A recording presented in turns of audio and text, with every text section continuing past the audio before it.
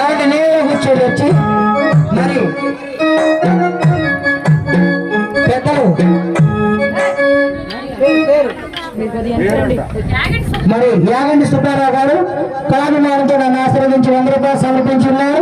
వారిని వారి పాడి పంటలను ఎవరిగా కోపులు ఎవరైతే ఇట్లా దీవించబడాలో సంతోషంగా ఆనందించబడాలని ఆ సరస్వతి దేవిని ఆ విఘ్నేశ్వర స్వామిని ఆంజనేయ స్వామిని ఎల్లవేళ ఆరోగ్యాలతో దీవించమని మనసారా మరీ మరీ వేడుకుంటున్నాము. ఏమండి దండ నాగేశ్వరరావు గారు కళాభిమానంతో నన్ను ఆస్వాదించి 200 రూపాయలు సమర్పించున్నారు.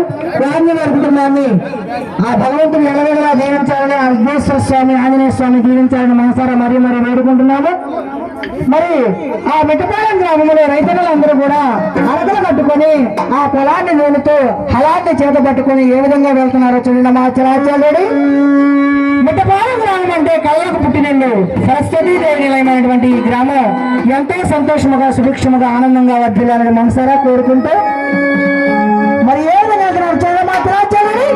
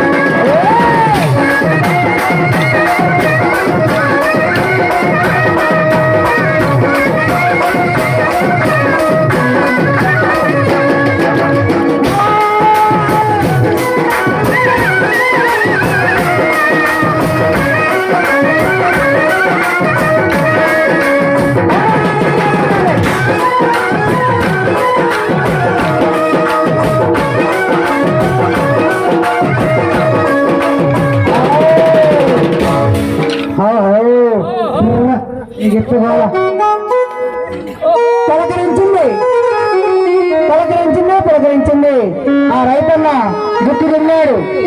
గుర్తు తిన్నదండి ఆ రైతన్న ఆ హలాన్ని చేత పట్టుకుని పొలాన్ని మొత్తం దున్నుకుంటూ ఆ పిల్లబాబును చల్లగా దీవించమని ఆ ఆంజనేయ స్వామిని మరీ మరీ మనసారా వేడుకుంటూ మరి ఆ ఆంజనేయ స్వామిని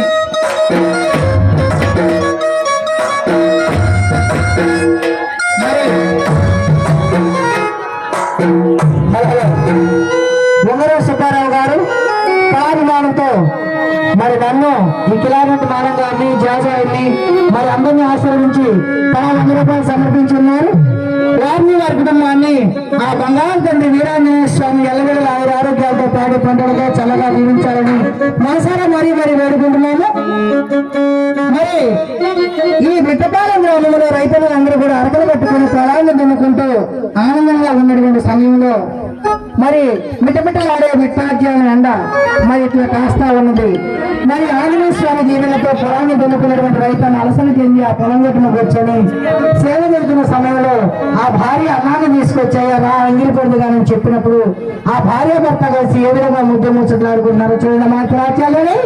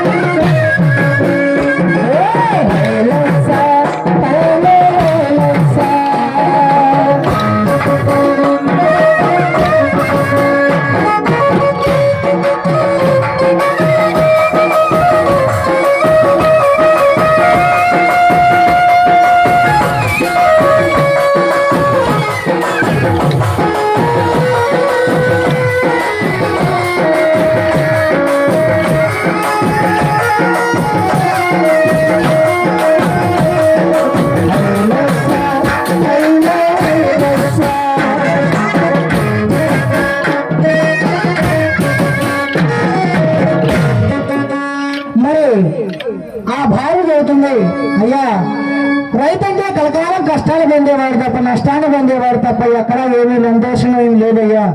మరి ఇట్లా పొలాన్ని కొనుక్కొని ఈ పొలాన్ని కొనుక్కుంటే మనం ఈ ఎర్రటి ఎండలో ఇంత చాకరీ చేస్తున్నాం, చేసిన చాకరీ కష్టం